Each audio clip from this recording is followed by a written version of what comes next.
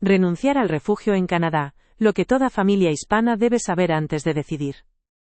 Retiro voluntario de la solicitud de refugio en Canadá, proceso, consecuencias, salida, familia y opciones futuras.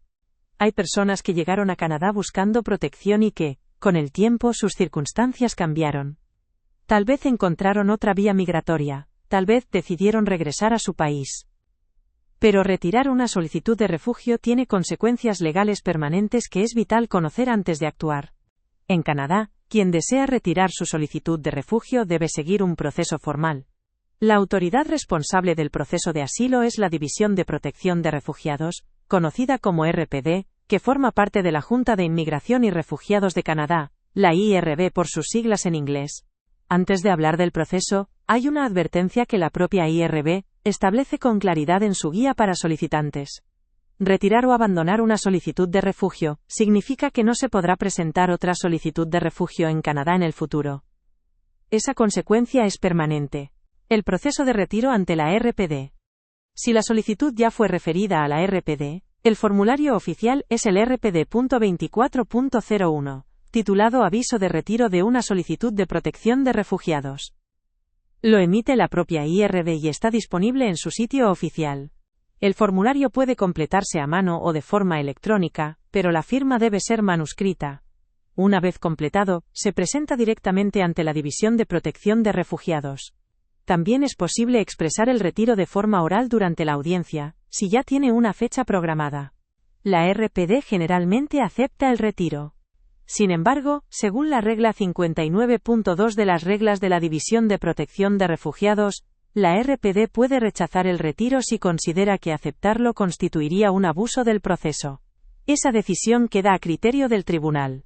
Si la solicitud aún no fue referida a la RPD, el retiro se gestiona ante un oficial de Inmigración, Refugiados y Ciudadanía Canadá, conocido como IRCC, o ante la Agencia de Servicios Fronterizos de Canadá, la CBSA. En esa etapa, el formulario aplicable es el IMM 5317B. La orden de remoción y los PLAZOS de salida.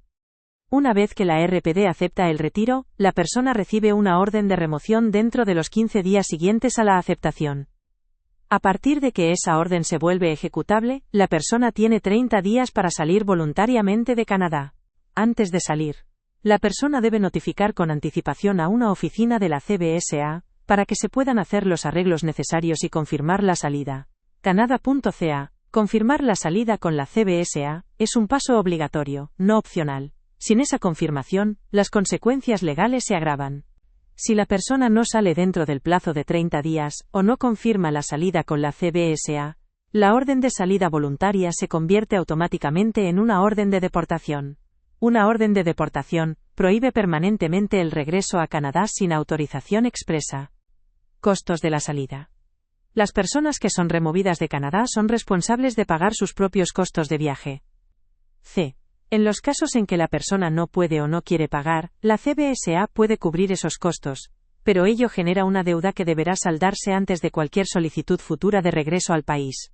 Puede regresar a Canadá en el futuro.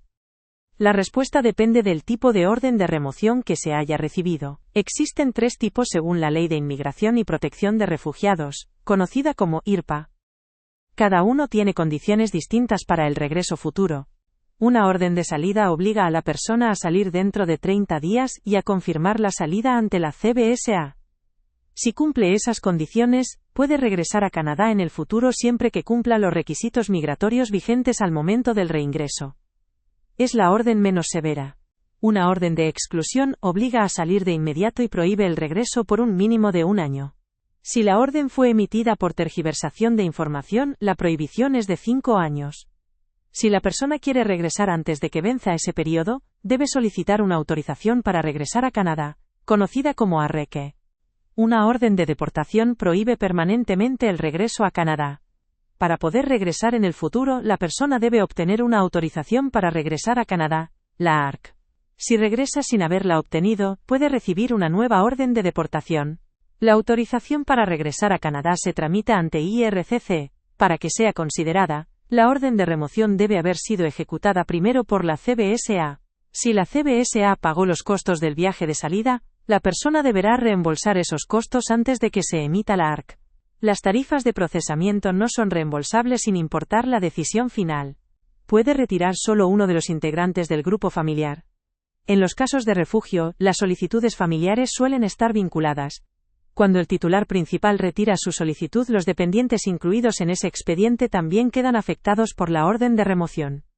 Cada miembro mayor de 18 años puede tener su propia posición legal dependiendo de cómo fue presentada la solicitud original. Si un miembro de la familia desea mantener una vía legal en Canadá de forma independiente, deberá consultar con un profesional regulado antes de que el titular retire la solicitud. Una vez ejecutado el retiro, las opciones para los dependientes se reducen de forma significativa. ¿Qué pasa con los menores de edad? La ley canadiense prevé la designación de un representante para apoyar a personas vulnerables, incluyendo menores, durante ciertos procedimientos ante IRCC y la CBSA. Los menores no pueden tomar decisiones legales migratorias de forma autónoma sin representación adulta o designada. Un menor que figure como dependiente en la solicitud de refugio del padre, la madre o el tutor, también queda sujeto a la orden de remoción cuando el titular retira la solicitud. La situación de cada menor depende del tipo de orden emitida y de si existe otro adulto con estatus legal en Canadá que pueda asumir su tutela de forma documentada. ¿Quién quiere quedarse sin ser el titular directo? Una persona no puede solicitar consideraciones humanitarias y compasivas si tiene una solicitud de refugio pendiente. Para poder presentar una solicitud HIC, debe retirar la solicitud de refugio antes de la audiencia ante la IRB. Existe una restricción de 12 meses después de una decisión negativa de la IRB, incluyendo retiros y abandonos. Sin embargo, esa restricción no aplica si hay hijos menores de 18 años que se verían negativamente afectados por la remoción de uno de los progenitores o tutores. Un miembro de la familia que no fue el afectado directo pero que tiene vínculos sólidos con Canadá, puede explorar la solicitud de consideraciones humanitarias y compasivas presentando evidencia de establecimiento en el país, raíces familiares, escolaridad de los hijos y otras circunstancias verificables.